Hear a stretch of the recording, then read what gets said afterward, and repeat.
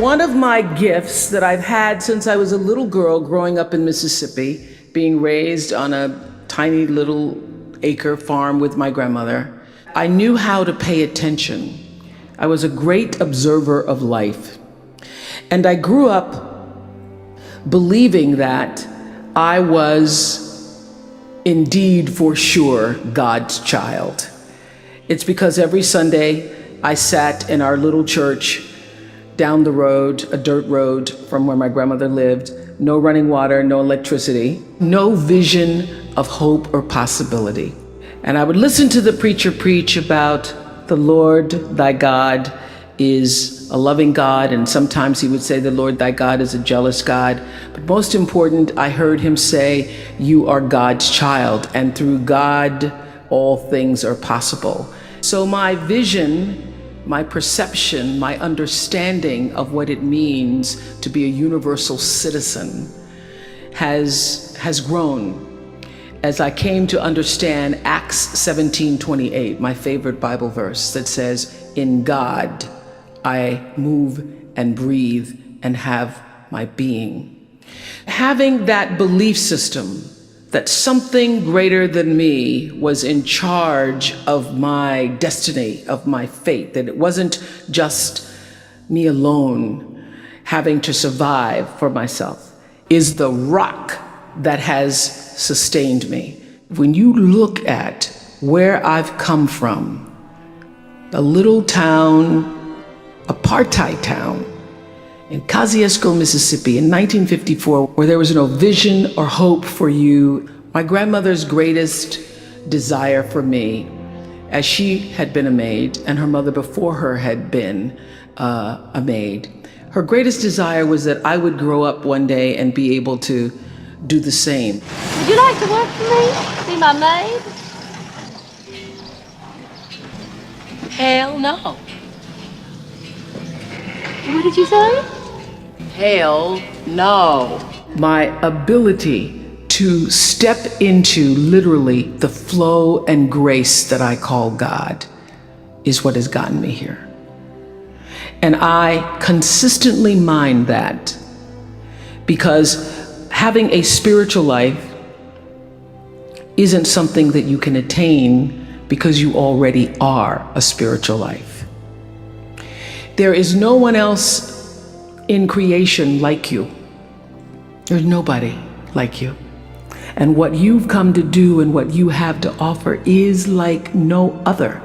No one brings the level of uniqueness and authenticity that you can bring. Nobody does it like you. And understanding that what you have to offer, what you've come to give to the planet, is your gift, your offering in a way that nobody else can, and how much that matters. It matters to you, it matters to the people that you love, and it matters to our planet that you are here. It's a miracle that we get to be here. And when I think of my life and the fact that nobody really kind of wanted me in the beginning, my father had sex with my mother one time. Can you imagine? That was a powerful seed. He wasn't in love with her. He said she was wearing a poodle skirt and he wanted to know what was up under there. And she showed him by an oak tree.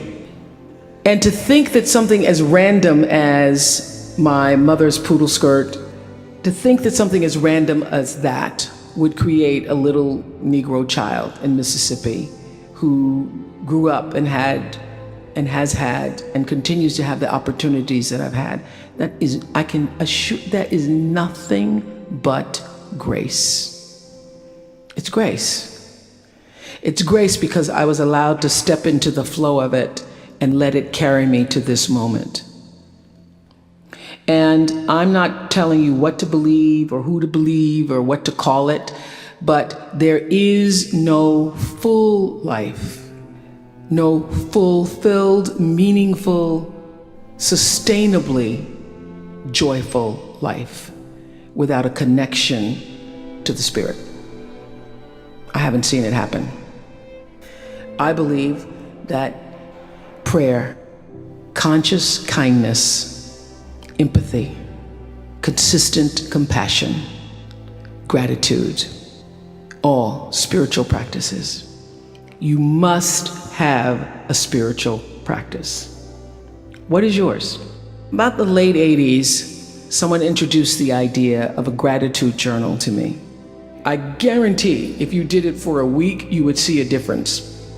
Every day, 5 things I write down that I am grateful for, or that brought me joy, or opened my heart space.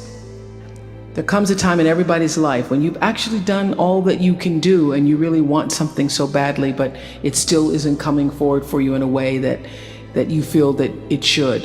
I know that what is for you will come to you. I know that for sure. And I know that many times when it appears that something is happening to you, it is always, always happening for you. The 3 things that I want to leave with you will carry you if you let them.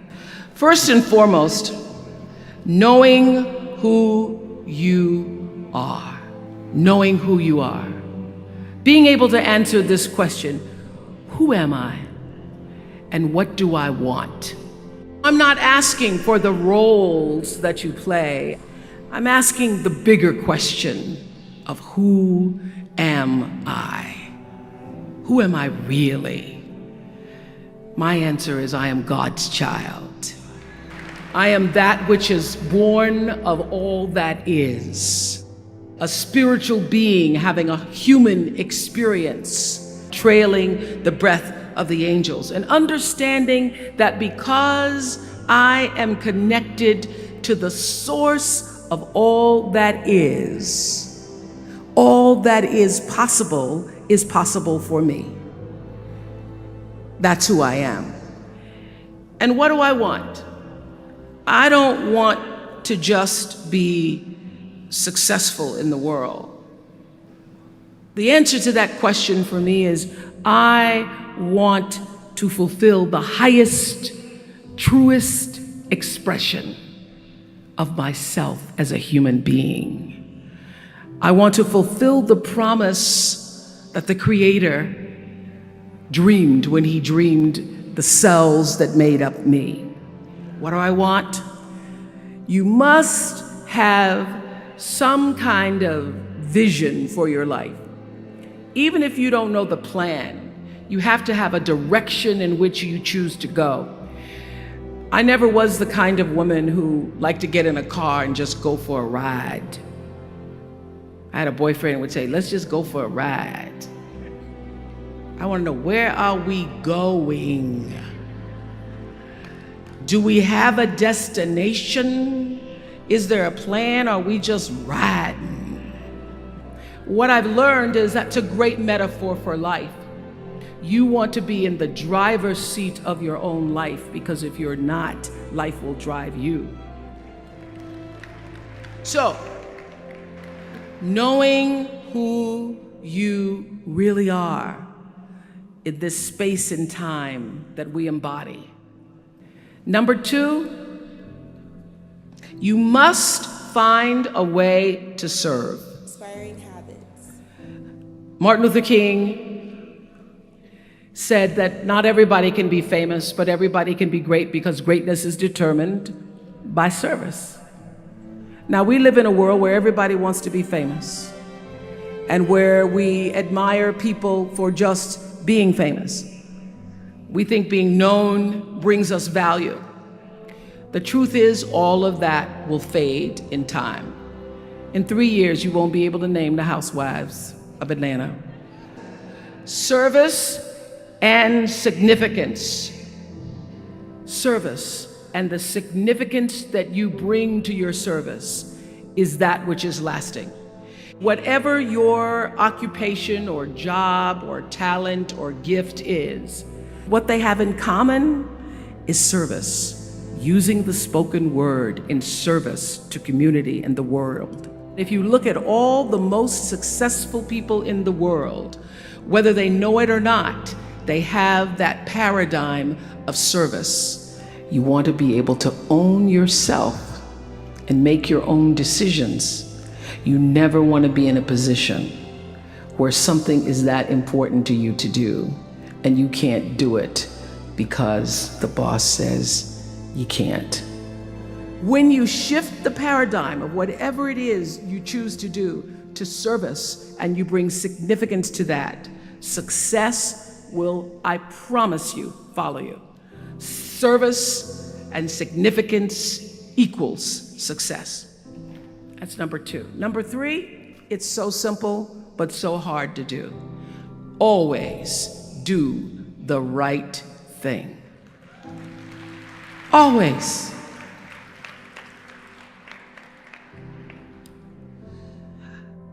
Be excellent. People notice. Think of how you notice. You go to Taco Bell, somebody gives you an extra napkin and some sauce. You notice. You want to go back to that person. Because even at Taco Bell, excellence shows itself.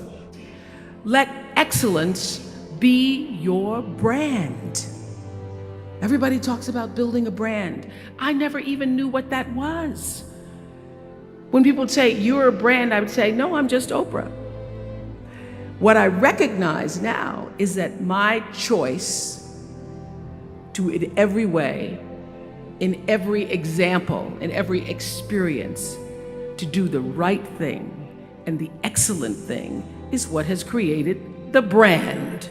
And what I know is that when you are excellent, you become unforgettable. People remember you. You stand out, regardless of what it is. And that is what we all want. We want to be unforgettable and not forgettable. So doing the right thing, even when nobody knows you're doing the right thing, will always bring the right thing to you. I promise you that. Why? Because the third law of motion is always at work. For every action, there's an equal and opposite reaction. That is so true in all of our lives. So you don't have to worry about revenge or getting back at somebody, making sure they pay. You just have to do the right thing, and the right thing will follow you even when people don't support it. I remember many times on my show. There are many shows y'all never saw. And the reason you didn't see them is because I got the last vote. And I remember 2010, I had done this interview with a woman who turns out she was a Sunday school teacher by day and a sex addict at night. And during the process of the interview, I said, why are you doing this? I said, do you have children? She says, yes, I have a 10-year-old son. I knew right then, this is never gonna see the light of day. So we got off the air and I said to the lady, we are not going to air that show. My producer said, why? I said, because her son will never get over it. Her son will never get over it. And it's not worth a rating point to me.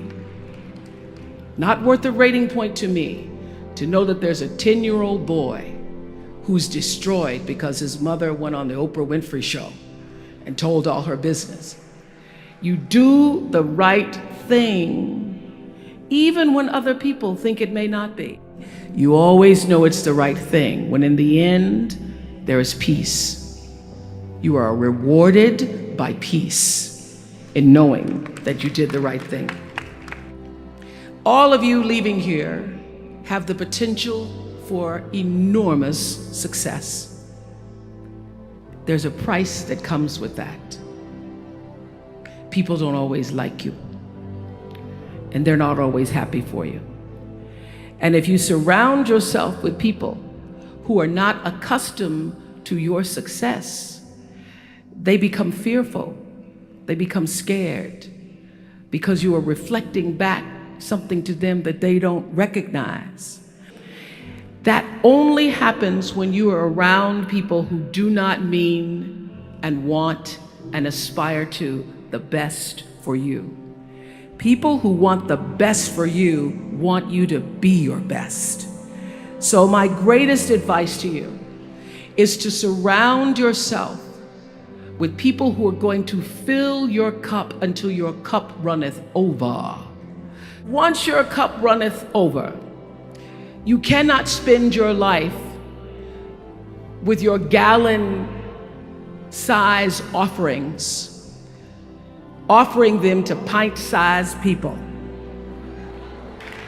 You have got to surround yourself with gallon-sized people who can hang in the same company with you, so that you're not offering your gallons to those little pints out there.